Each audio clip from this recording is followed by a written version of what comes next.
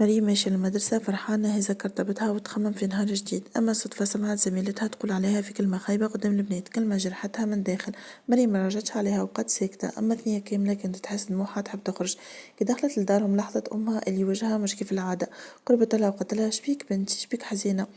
قلت لها يا ماما فما كلمة قالتها واحدة في المدرسة وجعتني برشا.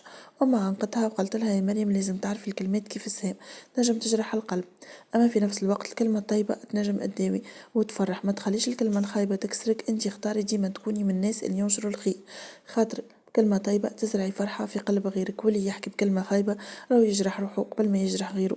مريم مسحت دموعها وقالت يعني كيفاش رجع عليها. أمها تبسمت وقالت لها مش لازم نفس الأسلوب، قولي لها كلمة محترمة ولا أسكتي، لأنه الأخلاق هي القوة الحقيقية. مريم حست براحة وقالت توا فهمت يا ماما.